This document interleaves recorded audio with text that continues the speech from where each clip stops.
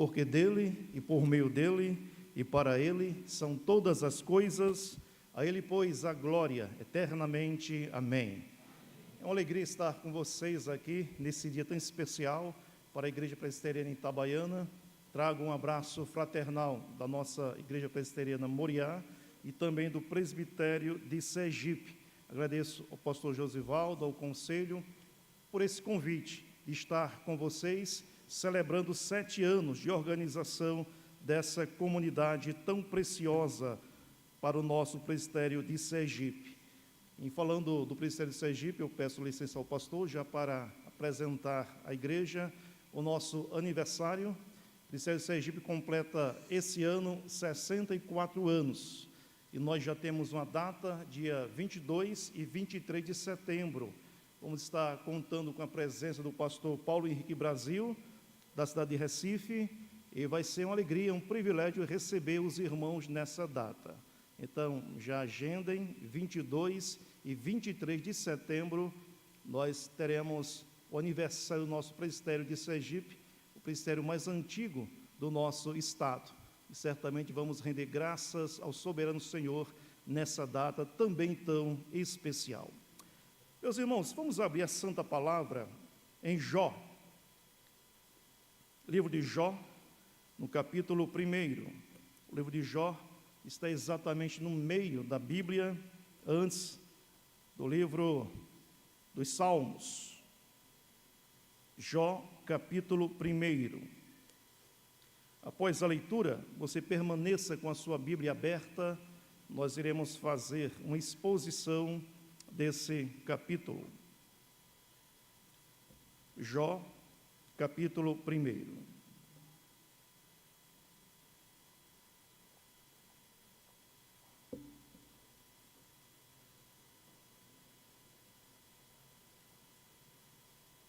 Diz então a palavra do Senhor. Havia um homem na terra de Uz, cujo nome era Jó, homem íntegro e reto, temente a Deus, e que se desviava do mal. Nasceram-lhe 7 filhos e 3 filhas. Possuía 7.000 ovelhas, 3.000 camelos, 500 juntas de bois e 500 jumentas. Era também muito numeroso o pessoal ao seu serviço, de maneira que esse homem era o maior de todos os do Oriente. Seus filhos iam às casas uns dos outros e faziam banquetes, cada um por sua vez, e mandavam convidar as suas 3 irmãs a comerem e beberem com eles. Decorrido o turno de dias de seus banquetes, chamava Jó a seus filhos e os santificava. Levantava-se de madrugada e oferecia holocaustos segundo o número de todos eles, pois dizia: talvez tenham pecado os meus filhos e blasfemado contra Deus em seu coração. Assim o fazia Jó continuamente. No dia em que os filhos de Deus vieram apresentar-se perante o Senhor, veio também Satanás entre eles. Então perguntou o Senhor a Satanás: de onde vens? Satanás respondeu ao Senhor e disse: de rodear a terra e passear por ela. Perguntou ainda o Senhor a Satanás: observaste o meu servo Jó? Porque ninguém há na terra semelhante a ele, homem íntegro e reto, temente a Deus e que se desvia do mal. Então respondeu Satanás ao Senhor: porventura Jó debalde teme a Deus? Acaso não cercasse com sebe a ele, a sua casa e a tudo quanto tem? A obra de suas mãos abençoaste, e os seus bens se multiplicaram na terra. Estende, porém, a mão e toca-lhe em tudo quanto tem, e verás se não blasfema contra ti na tua face. Disse o Senhor a Satanás: eis que tudo quanto ele tem está em teu poder, somente contra ele não estendas a mão. E Satanás saiu da presença do Senhor. Sucedeu um dia em que seus filhos e as suas filhas comiam e bebiam vinho na casa do irmão primogênito, que veio um mensageiro a Jó. Ele disse: os bois lavravam e as jumentas pasciam junto a eles. De repente, De repente deram sobre eles os sabeus, e os levaram e mataram aos servos a fio de espada. Só eu escapei para trazer-te a nova. Falava esse ainda quando veio outro e disse: fogo de Deus caiu do céu e queimou as ovelhas e os servos e os consumiu. Só eu escapei para trazer-te a nova. Falava esse ainda quando veio outro e disse: dividiram-se os caldeus em 3 bandos e deram sobre os camelos, os levaram e mataram aos servos a fio de espada. Só eu escapei para trazer-te a nova. Também esse falava ainda quando veio outro e disse: estando teus filhos e tuas filhas comendo e bebendo vinho em casa do irmão primogênito, eis que se levantou grande vento do lado do deserto e deu nos 4 cantos da casa, a qual caiu sobre eles e morreram. Só eu escapei para trazer-te a nova. Então Jó se levantou, rasgou o seu manto, rapou a cabeça e lançou-se em terra e adorou. E disse: nu saí do ventre de minha mãe, nu voltarei. O Senhor o deu e o Senhor o tomou. Bendito seja o nome do Senhor. Em tudo isto Jó não pecou, nem atribuiu a Deus falta alguma. Meus irmãos, nós sabemos que esse livro é um livro muito antigo, e Jó é um personagem bíblico extremamente antigo. Provavelmente quem escreveu esse livro foi Moisés, e Jó remonta ao período dos patriarcas Abraão, Isaque, Jacó. E é interessante que possamos entender que esse livro e o próprio Jó veio antes da formação do povo de Israel. Isso é muito importante para entendermos a proposta desse texto, que é apresentar uma vida de piedade, que é apresentar um modelo de piedade diante de Deus, para o povo de Israel, povo ingrato e rebelde. Quando nós olhamos para o livro de Jó, é necessário ressaltar, logo no início dessa mensagem, que Jó foi um personagem real, histórico. Não se trata de uma lenda, de uma fábula, de uma mitologia, de uma abstração filosófica, de um conto. Jó, de fato, existiu. Isso é muito importante. O Senhor Jesus falou sobre a vida desse homem. E nesse capítulo 1, nós percebemos a vitória da fé. Diante dos infortúnios, diante dos males, diante das angústias, diante dos problemas, nós vamos encontrar um homem essencialmente atribulado, mas um homem com fé no seu coração. E essa mensagem certamente é importante para os nossos dias de incerteza, de caos. Nós precisamos, irmãos, saber onde está a nossa segurança e principalmente onde está o nosso grande tesouro. Então, nessa noite, Jó, ele se apresenta como um modelo de piedade cristã para a igreja. Então, eu quero ressaltar alguns pontos aqui desse capítulo. Primeiro, apresentar o caráter de Jó. Notem que o Espírito Santo narra, em primeiro lugar, não as riquezas de Jó, mas o Espírito Santo destaca o caráter de Jó, a sua personalidade, a sua pessoa, não diante dos homens, não diante tão somente da sua família, mas diante de Deus. Então veja, o texto diz que Jó era um homem reto, íntegro, temente a Deus e se desviava do mal. É claro que esses predicativos de Jó, na realidade, são sinônimos. Nós estamos diante de uma poesia hebraica. Existe um recurso literário chamado paralelismo sinonímico, ou seja, uma repetição de termos que querem dizer a mesma coisa, mas nós podemos perceber também que numa análise mais apurada, vamos perceber algumas nuances em cada termo. Então, Jó é um homem reto. Essa ideia é que Jó seguia o caminho apontado por Deus. o caminho apresentado pelo Senhor, o caminho que agradava a Deus. Nós sabemos, irmãos, que quando Deus nos fez lá no Éden, Ele apresentou para nós um caminho. E o caminho traçado por Deus necessariamente foi e é o caminho da obediência. É importante que você entenda, compreenda que o homem não nasceu para a felicidade, não nasceu para a alegria, ele nasceu para obedecer ao Criador. E na medida que ele obedece ao Criador, ele vai acolher para a sua vida alegria, satisfação, felicidade. Então nós temos esse caminho que é o caminho da retidão. O mesmo caminho apresentado para Abraão, anda na minha presença e ser perfeito. Então Jó era um homem reto que andava mediante o olhar de Deus e o caminho apontado para o Criador. Mas também o texto diz que ele era um homem íntegro, ou seja, o coração de Jó não era dividido.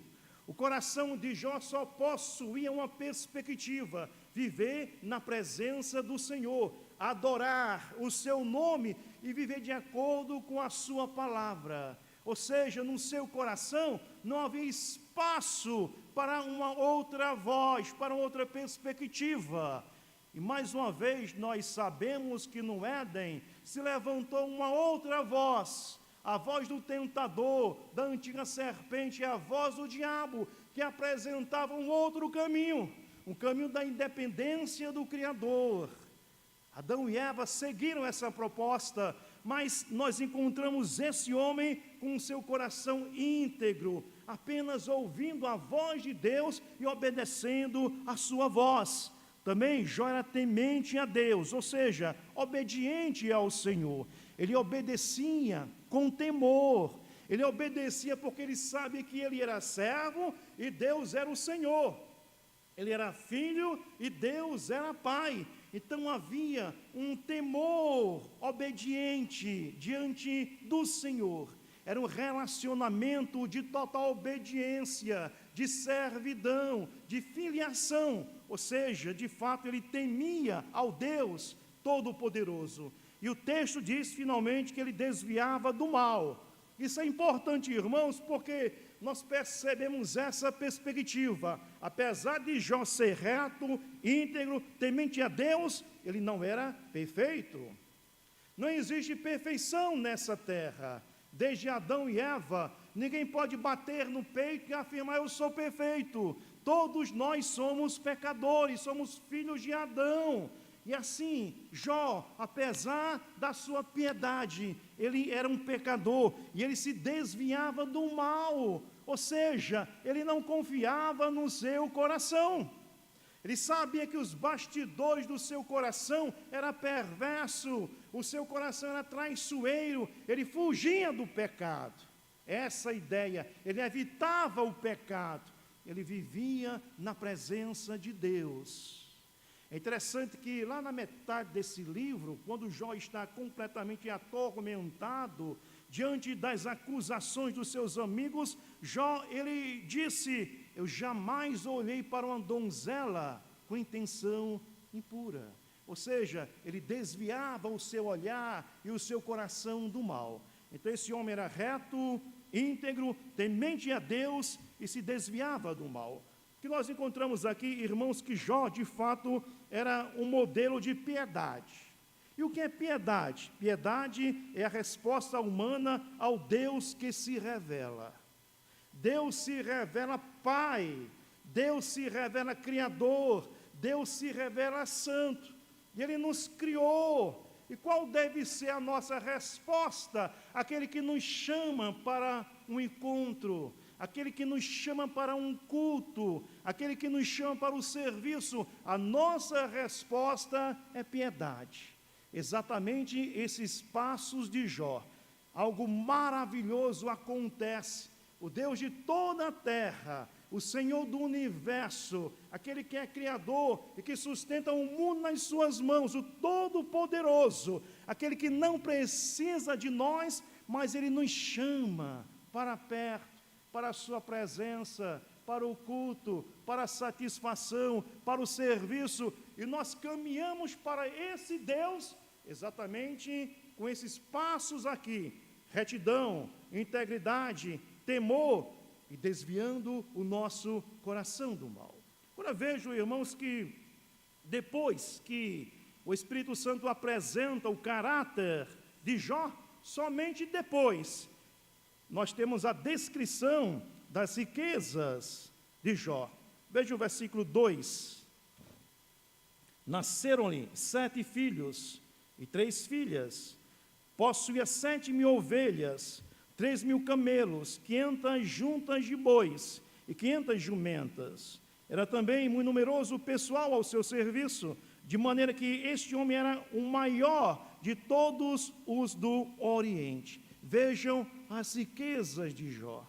O que nós encontramos aqui, irmãos, no versículo 2 e 3, é uma relação de nexo causal em relação ao primeiro versículo, ou seja, é uma consequência do primeiro versículo.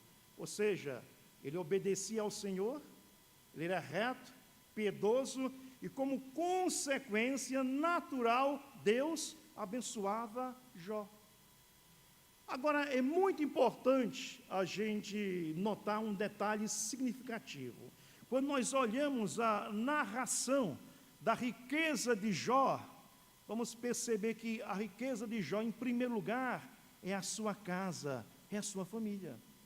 Nós somos materialistas e achamos que a riqueza de Jó estava na sua fazenda, na sua criação, nos seus bens, no seu patrimônio.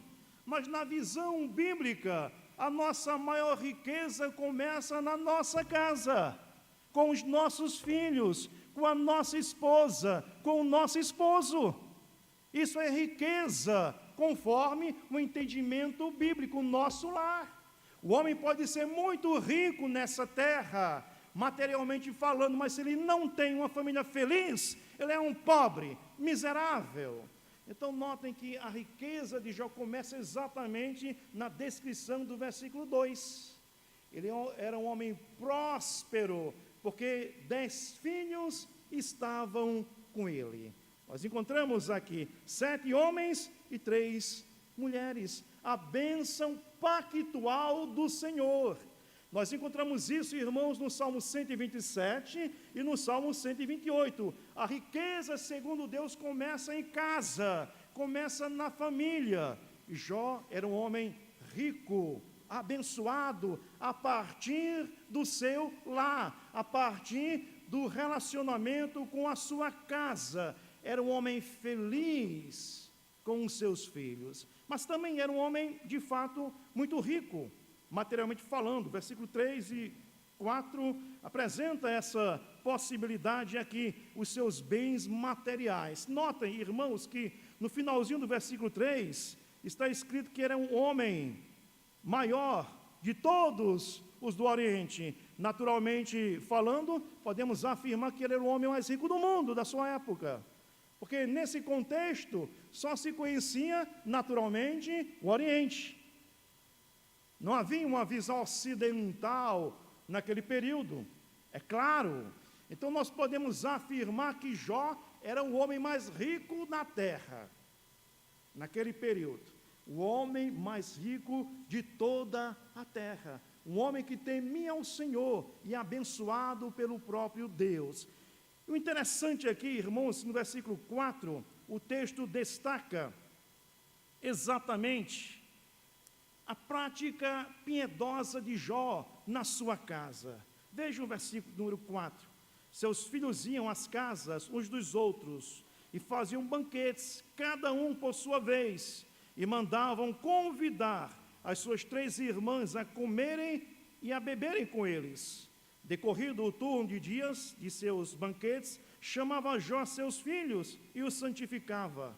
Levantava-se de madrugada e oferecia holocaustos segundo o número de todos eles, pois dizia: talvez tenham pecado os meus filhos e blasfemado contra Deus em seu coração. Assim Jó o fazia continuamente. Vejam, irmãos, que os seus filhos possuíam comunhão mútua. Que coisa maravilhosa, sintonia. A graça estava no lar de Jó. Ele percebia que o fruto de Deus, os seus filhos, viviam de forma harmoniosa. Que bênção para um pai! Quando nota que existe harmonia dentro de casa, solidariedade, confraternização. Então, a família de Jó era uma família feliz. Agora, notem, meus irmãos, que apesar de constatarmos isso, Jó fazia por onde? Diz o texto que ele se levantava de madrugada, não é isso? Ele se levantava de madrugada para trabalhar, é isso? Ele se levantava de madrugada para interceder pela sua casa. Ou seja, um fazendeiro, alguém que vive no campo e do campo sabe que esse trabalho demanda exatamente acordar cedo, passar vista ao rebanho, cuidar da plantação. Mas Jó não fazia isso. Ele deixava de lado os seus bens, o seu campo, a sua criação, e ele buscava em primeiro lugar a sua casa, a sua família, os seus filhos. Ou seja, Jó era um homem que não era impressionado pelos bens materiais, mas o seu coração estava firmado na sua casa e na criação dos seus filhos. Que mensagem impactante para a nossa geração, tão materialista. Nós priorizamos o nosso trabalho, a nossa renda, os nossos bens. Em segundo, terceiro lugar, vem os filhos, o casamento. Mas Jó não fazia isso. Ele se acordava de madrugada para interceder pelos seus filhos. E diz o texto, por cada um deles individualmente. O mais interessante, irmãos, é notar que ele fazia isso não de vez em quando, mas fazia isso continuamente. O coração de Jó estava com os seus filhos, e ele intercedia ao Deus Todo-Poderoso pela sua casa, pelos seus filhos, oferecendo holocaustos ao Todo-Poderoso. Era um homem riquíssimo, o homem mais rico de toda a terra da sua época, mas um homem que fazia de Deus a base, a segurança do seu coração, dos seus bens, da sua alegria. Assim era Jó. Mas nós encontramos aqui, irmãos, a partir do versículo 6, um plano que nós não compreendemos, um plano espiritual que nós não temos conhecimento.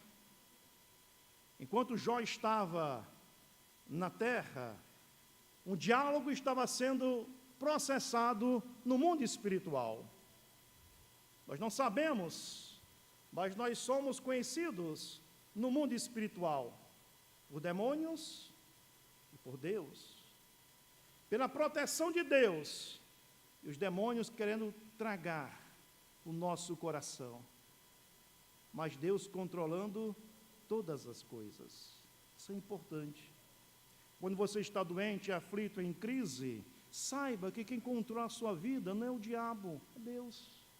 Mesmo que você tenha momentos difíceis, a sua vida, a vida da sua casa está nas mãos do Todo-Poderoso. Então veja, irmãos, versículo 6. No dia em que os filhos de Deus vieram apresentar-se perante o Senhor, veio também Satanás entre eles. Então perguntou o Senhor a Satanás, de onde vens? Satanás respondeu ao Senhor e disse, de rodear a terra e passear por ela. Perguntou ainda o Senhor a Satanás, observaste o meu servo Jó? Porque ninguém há na terra semelhante a ele, homem íntegro e reto, temente a Deus e que se desviava do mal. Então percebam, irmãos, que houve um diálogo no mundo espiritual, e esse diálogo foi provocado por Deus, que questionou Satanás. Satanás não é capaz de criar um diálogo, em primeiro lugar com Deus, de questionar, de puxar uma conversa. Deus que o chama para um diálogo, para uma conversa, porque Deus é o Rei dos Reis. Ninguém pode chegar na presença de um rei sem ser chamado. Então Deus chama Satanás para uma conversa acerca de Jó. Naquele tempo, irmãos, antes da cruz, Satanás, ele enganava as multidões. Na cruz do Calvário, ele foi preso. E não pode enganar mais as multidões, as nações. O evangelho é pregado por toda a terra, mas naquele tempo Satanás iludia os corações, passeava na terra, e ele observava de longe Jó, não de perto, mas de longe. Havia proteção, cerca, Deus estava presente na vida de Jó. Mas nós temos aqui um desafio, o desafio apontado por Satanás. Satanás tem uma tese, e com a tese de Satanás, ninguém é capaz de servir a Deus sem nenhum interesse pessoal. Era a tese de Satanás, ou seja, para Satanás, qualquer pessoa servia a Deus apenas por interesse, apenas usava Deus para os seus projetos, apenas usava Deus para as suas ambições pessoais. Era a tese de Satanás. Ninguém é capaz de servir a Deus de todo o coração, sem esperar nada em troca. Então Satanás disse para Deus: olha, Jó é exatamente assim, porque é abençoado. Ele faz uma barganha com o Senhor. Quer ver? Tire as coisas, se ele não vai blasfemar na tua face. Eu quero crer, irmãos, e isso não é heresia, quando Satanás, ele apresentou esse desafio e afirmou que, de fato, Jó só era temente a Deus porque recebia bênção espiritual na terra, ele era sincero. Porque Satanás não conhece uma coisa chamada graça. Ele não conhece uma coisa chamada amor. Ele não sabe nada sobre isso. Ele não sabe nada sobre reconciliação, misericórdia, compaixão, generosidade. Ele não sabe das coisas espirituais.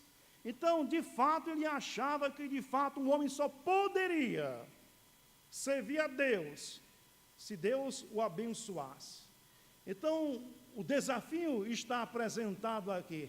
E Deus diz, então, portanto, toca em tudo que Jó tem, com exceção da sua vida.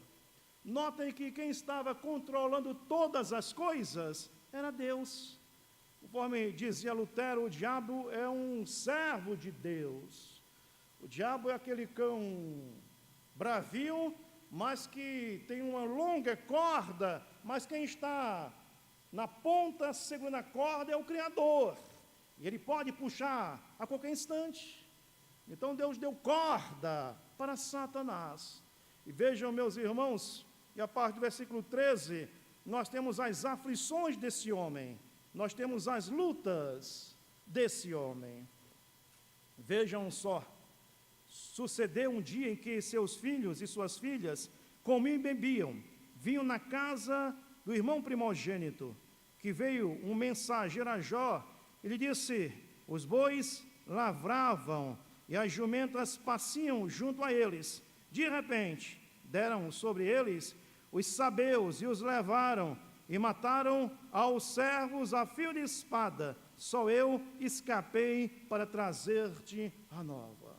Então, tem uma notícia que trouxe ruína para os bens materiais de Jó. De repente, de uma hora para outra, no mesmo dia, calamidades aconteceram na vida de Jó. Muitas vezes acontece isso conosco. De repente, tudo muda. De repente vem a aflição. De repente vem o desemprego. De repente você tem uma dor, você vai ao médico, faz um exame e vem um diagnóstico terrível. De repente, morre um parente. De repente, morre um filho. De repente, morre o esposo, a esposa. De repente, a vida é assim. Para a gente, coisas do acaso. Mas notem que Deus estava exatamente nessa situação. Então notem que os bens de Jó começam a se perder. Ainda no versículo 16 agora, falava esse ainda quando veio o outro e disse: fogo de Deus caiu do céu e queimou as ovelhas e os servos e os consumiu, só eu escapei para trazer-te a nova. Falava este ainda quando veio outro, e disse: dividiram-se os caldeus em 3 bandos, deram sobre os camelos, os levaram e mataram aos servos, a fio de espada, só eu escapei para trazer-te a nova. Até aqui, ele perdeu todos os seus bens, absolutamente tudo. Em um dia só, ele perdeu tudo. O homem mais rico de toda a terra se tornou o homem mais pobre de toda a terra em apenas um dia. Um dia. Mas aí, os bens materiais, conforme eu disse, meus irmãos, o coração de Jó não estava nos seus bens materiais. Por isso que Satanás, ele começou daquilo que menos importava a Jó. Primeiro, os bens materiais. Por último, nós temos esse drama no versículo 18. Também esse falava ainda quando veio outro e disse: estando teus filhos e tuas filhas comendo e bebendo vinho em casa do irmão primogênito, eis que se levantou grande vento do lado do deserto e deu nos 4 cantos da casa e caiu sobre eles e morreram. Só eu escapei para trazer-te a nova. Os 10 filhos de Jó morreram em um só dia. Filhos amados, queridos, que Jó dava a vida pelos seus filhos, a sua maior riqueza, a sua maior prosperidade, todos morreram. Filhos obedientes, certamente filhos que vivem em comunhão uns com os outros, modelos de filho também, já que Jó era um modelo de pai, e de repente todos eles morreram em um só dia. Se perder um filho já é um grande prejuízo. Imagine você perder todos os seus filhos 10 em um só momento, em um só contexto. Imagine você que é pai. Imagine perder um filho amado, querido. Isso aconteceu com um homem piedoso chamado Jó. Um homem que agradava a Deus, mesmo assim, calamidade veio, catástrofe veio na sua vida. E o que fez Jó? Se desesperou? O que fez Jó? Começou a blasfemar diante de Deus? Essa era a proposta, era a expectativa de Satanás. Ele fez absolutamente tudo, só não tocou na vida de Jó. E agora havia uma expectativa no mundo do inferno, esperando a reação de Jó. E o que foi que Jó fez? Vejam, meus irmãos, no versículo 20. Então Jó se levantou, rasgou o seu manto, rapou a cabeça e lançou-se em terra e adorou. E adorou o Senhor. Reconheceu o luto, porque nós cristãos, nós não negamos o luto, não somos budistas. Ele percebeu a dor, a angústia, a tristeza, a agonia, o pranto, raspou a sua cabeça, se vestiu de panos de trapo, mas adorou o Senhor. Adorou o Senhor. Algo precioso para nós aqui. Porque Jó adorou o Senhor? Porque o seu coração não estava na terra, o seu coração estava no céu.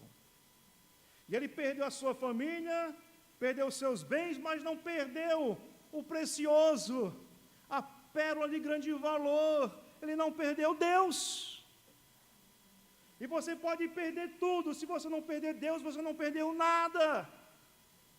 A alegria de Jó não estava nos seus bens materiais, nem na sua casa. A alegria de Jó estava em Deus. O seu coração estava firmado no céu. Ele reconhece a tristeza, a dor profunda, mas ele adora o Criador de todas as coisas. Ele busca o Senhor e adora o seu nome. Vejam, irmãos, ele diz no versículo 27, e disse: nu saí do ventre de minha mãe, e nu voltarei. O Senhor deu, o Senhor tomou. Bendito seja o nome do Senhor. disse isso para si. Ele disse isso, irmãos, contemplando a calamidade, olhando a sua fazenda saqueada, seus filhos mortos, a destruição na sua casa, e olhando e contemplando tudo isso, ele diz: no saí do ventre materno e não voltarei. O Senhor deu, o Senhor tomou, bendito seja o nome do Senhor. Ou seja, ele amava o Senhor acima de todas as coisas. Deus estava em primeiro lugar na sua vida, a sua grande herança. Essa perspectiva desse homem, essa perspectiva de Jó, e como nós, irmãos, precisamos aprender lições preciosas para a nossa vida. Quem nós amamos em primeiro lugar? Deus. Família. Quantos deixam Deus porque se envolvem nas coisas desse mundo? Em primeiro lugar vem o seu trabalho, depois vem a sua faculdade, vem o seu lazer, vem a sua família, e Deus é colocado em último projeto, em último plano da sua vida, e de repente você pode perder tudo isso, e quem vai ser a sua esperança última, se não for Deus? Então, nós encontramos aqui em Jó, que nós podemos perder todas as coisas. No instante ele perdeu tudo, e no instante você pode perder tudo. Você pode perder a sua saúde, você pode ter um diagnóstico pesado de um câncer, e você vai morrer daqui a 6 meses. Você pode perder os seus filhos, nesse mundo tão cruel, terrível. Nós vimos com muita tristeza aquele massacre em uma creche, crianças sendo mortas a machadada. Isso pode acontecer. Você pode perder o seu esposo, a crise pode chegar, entrar na sua vida, e você perder o seu emprego. E a grande questão é: onde está o seu coração quando essas coisas chegarem? Então, meus irmãos, nós aprendemos aqui em Jó que o nosso coração deve estar em Deus. A nossa maior alegria é Deus. A nossa pérola de grande valor é o Senhor Deus. E nós nos alegramos nele, porque podemos perder tudo, mas jamais nós iremos perder Deus. Aí nós encontramos um homem que perdeu tudo nessa terra, mas estava conversando com aquele que é o Senhor de todas as coisas, Deus. Estava falando com Deus, estava adorando o Senhor. Então ele não perdeu nada, havia porta aberta para Deus. Deus ainda o chamava para uma conversa, para um diálogo.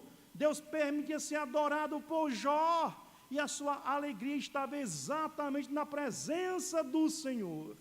A semelhança de Paulo, que estava preso, algemado, surrado, cheio de dores no corpo, ele e Silas.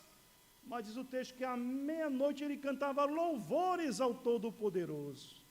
Essa, meus irmãos, a perspectiva que nós devemos vivenciar no nosso relacionamento com Deus Todo-Poderoso.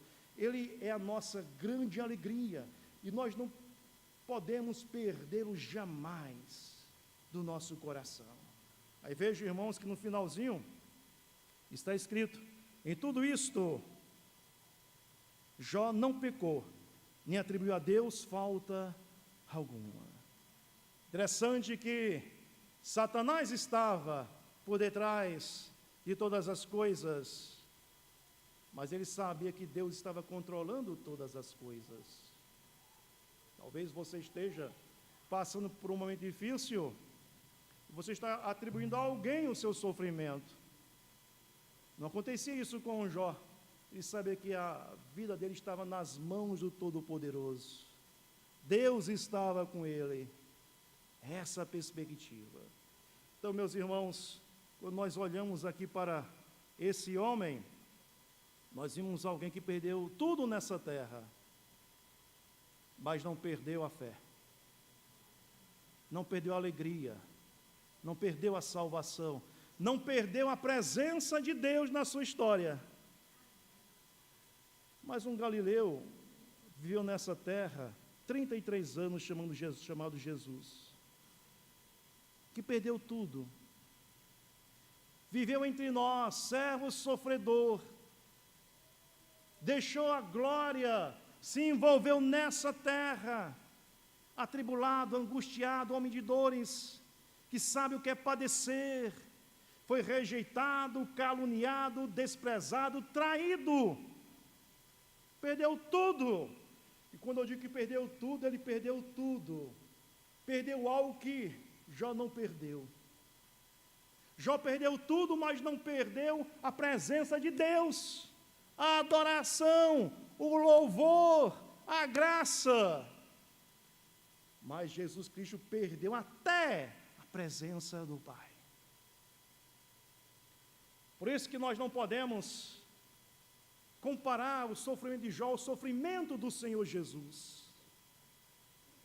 Na cruz do Calvário, temporariamente, Deus deu as costas para o Filho. Na cruz do Calvário houve uma separação, uma quebra. A Bíblia diz que Deus e o Senhor Jesus são um. Ele mesmo disse. E por toda a eternidade, Ele viveu em sintonia com o Pai. Eles se amavam profundamente. Deus, um Filho perfeito. Deus, um Filho santo, completamente obediente, que não poderia pecar jamais. E na cruz do Calvário ele perdeu a presença do Pai, por causa da igreja presbiteriana em Itabaiana. Por sua causa, ele se fez leproso, maldito de Deus. Deus não pode contemplar o mal e tirou o olhar do seu filho. E na cruz do Calvário, ele experimentou as agonias do inferno, que Jó não experimentou, que nenhum ser humano experimentou nessa terra, somente o Filho de Deus. O que é inferno, irmãos, é a total ausência de Deus. Isso é inferno. Quando o rico estava lá no inferno, em tormenta, ele pediu, ele clamou, e Deus disse não. Ele clamou por água, e Deus disse não. Ou seja, o inferno é o lugar onde a graça não vai, onde a misericórdia não vai, onde a paz não vai, é uma ausência total de Deus. E o Senhor Jesus sofreu isso. Passa de mim esse cálice, não. Deus meu, por que me desamparaste? Imagine a dor também do pai, em desamparar o seu filho, legítimo, único, perfeito. Ele sofreu. Ele não permitiu que Abraão sacrificasse o seu filho Isaque. Muito embora Abraão queria sacrificar, mas Deus poupou o coração de Abraão, mas Deus não poupou o seu próprio coração. Às vezes nós falamos do sacrifício do filho, de fato foi um grande sacrifício, mas também houve o sacrifício do Pai. Então, Jesus Cristo sofreu as dores do inferno em nosso lugar. Então, meus irmãos, para nós, a mensagem de Jó é uma mensagem maravilhosa, porque diz que você pode sofrer muitas dores nesse mundo, conforme eu lhes narrei, mas você não vai sentir a dor do inferno. Você pode sofrer agonia profunda. Eu já vi gente morrendo de câncer, mas glorificando a Deus, louvando o seu nome, porque tinha certeza absoluta que estava sofrendo, mas jamais iria perder a perspectiva do céu, a graça de Deus, a sua presença. Assim somos nós. Você que é eleito de Deus, chamado para o céu, Esse mundo é um vale de lágrimas, esse mundo é um deserto. No mundo nós teremos aflições, mas tem de bom ânimo porque Ele ressuscitou. E Ele nos deu salvação, vida eterna e esperança, e jamais você vai sentir a dor do inferno. Você pode sofrer nessa terra angústias profundas, mas você é consolado por Deus, pela graça, visitado pela misericórdia do Senhor, e você tem esperança. Essa é a ideia. Às vezes na nossa caminhada como pastor, eu, o pastor Josivaldo, nós começamos a fazer visitas, e de repente você vai visitar alguém que está passando por um problema muito grande. E você não tem nem palavras. Aí você chega lá, a pessoa está consolada. E ela é que consola você. Já teve essa experiência? É Deus, é o Espírito Santo, dizendo que nós podemos perder tudo, mas nós não perdemos Deus.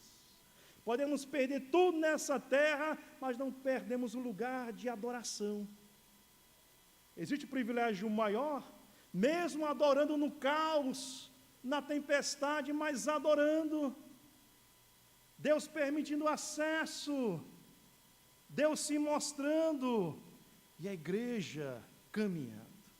Então, meus irmãos, gostaria de finalizar dizendo que nós temos absolutamente tudo. Nós temos razões para adorar o nome do Senhor. Eu não sei como está o seu momento de vida, não sei como está a sua experiência nessa hora. Talvez você esteja passando um momento muito difícil, mas saiba, você não perdeu Deus. O seu coração é refeito na igreja, é refeito na adoração. Como é complicado aquele crente que de repente passa um momento difícil, uma tribulação, uma angústia, e ele deixa a única perspectiva de esperança, que é a adoração, que é a igreja.